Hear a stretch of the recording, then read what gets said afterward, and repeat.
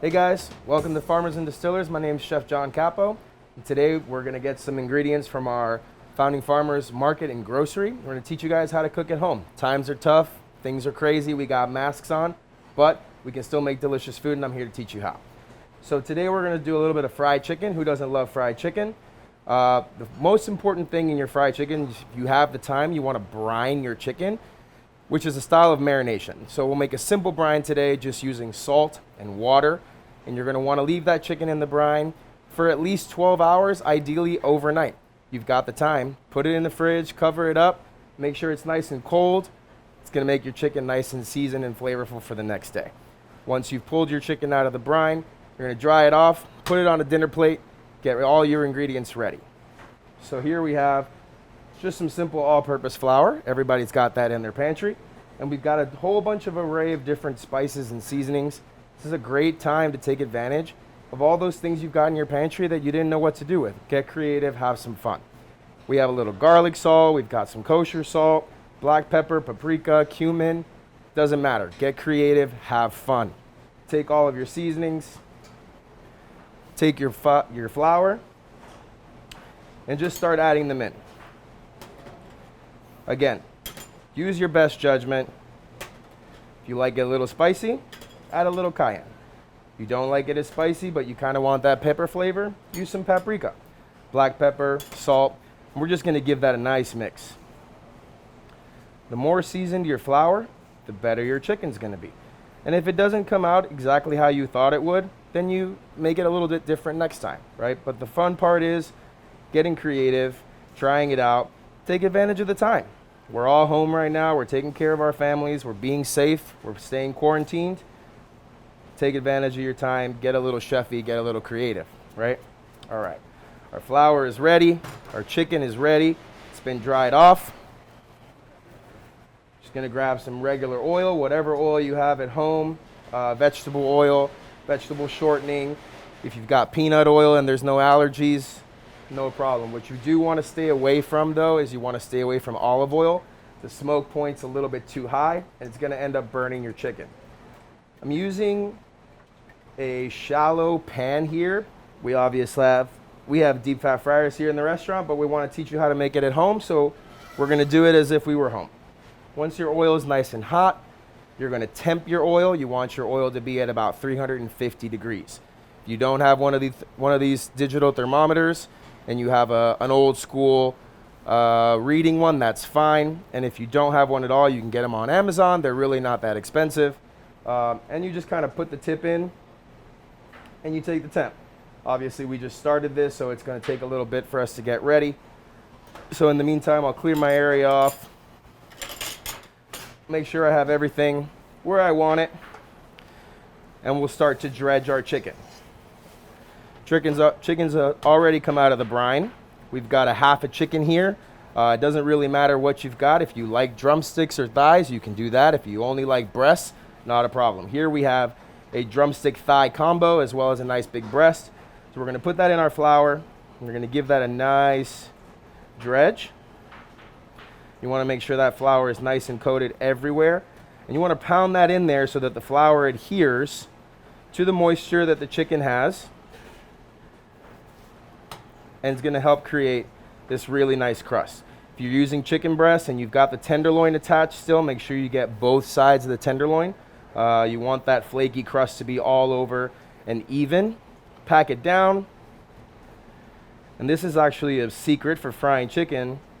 Once you've dredged it, cover it up with all the excess flour and just kind of let it hang out in there for a couple of minutes. Any additional moisture that may be in there is going to get absorbed through the flour, helping you create an even better crust. All right, so I'm back. I've changed my gloves out, staying safe, staying clean. At this point, we're gonna temp our oil, make sure we're coming up to temp. So we're currently at about 300 degrees. Be careful when the oil starts to get to this temp. It will reach that 325, 350 mark relatively quickly because the fat has heated up quite a bit. So at this point, you can lower your flame down just a little bit and make sure you're starting to settle the temperature that you're looking for. You can always take a little bit of flour and you can just kind of put it into your oil there. And if you start to see it bubble up, you know your oil is hot, okay? So excess flour, you want to shake that off because all it's going to do is burn in your oil, and you want to keep your oil as pristine as possible, okay? Both of these pieces of chicken have a little bit of bone in them, which means it's going to take a little bit longer to cook. So you can feel free to put them in together, put the tip in a little bit, make sure that oil is sizzling, and you're just going to drop it in nice and carefully. We do not want to burn ourselves, and there's no need to if you just do it nice and slow. Once the chicken is in, no need to move it at all. Let it work, let it hang out. It's in its oil jacuzzi having a great time. Fried chicken is one of our #1 sellers in this restaurant. If you're curious as to exactly how we make it, we do have our cookbooks for sale. You can get that on our online websites, as well as by visiting any one of our open Founding Farmers Market and groceries. The chicken is starting to really sizzle here, right? Listening to your product is a super important key in cooking in general, but especially frying. Once it starts to go, it's got a nice even fry, so I feel like my temperature is right where it needs to be. If that sizzle starts to get any louder, then you'll adjust your flame down just a little bit. And obviously, like any good chef, you never leave your stove until you're done. Keep an eye on it. Got some nice trusty tongs here. We'll start to move it around. And as you can tell, we are not completely deep frying here. We still have some exposed chicken. Figure everybody has about a quart or so of oil at home. That's okay. You don't need to submerge it completely. We can work it in stages, cook half of it, flip it over, cook the other half until our internal temperature is met at 165 degrees Fahrenheit, and we know our chicken is fully cooked. Times are tough enough. Do not eat raw chicken during these times. It will not be fun. We don't need any of that. All right, so the chicken's gonna take anywhere between 13 and 16 minutes, depending on how big the bird was. Your average chicken's about 3.25 pounds, which is about, I'd say, 14 minutes of deep frying. But you can always make a little incision when it comes out of the oil. Make sure the juices are running clear. That's a good indicator that your chicken is fully cooked without having to completely break through your chicken.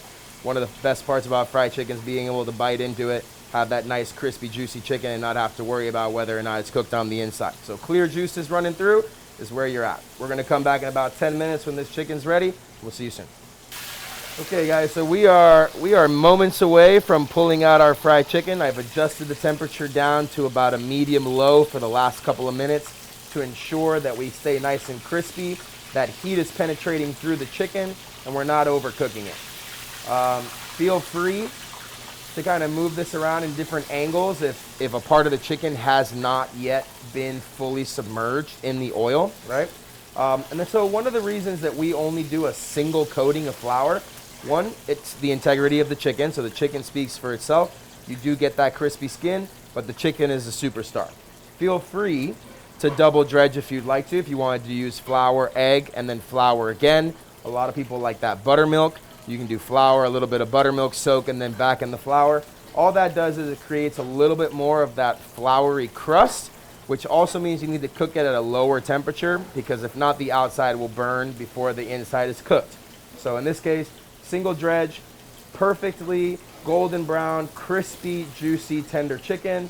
You still get that fried chicken feel, and you don't necessarily need all that extra flour. So at this point, I'm gonna go in here and I'm gonna temp.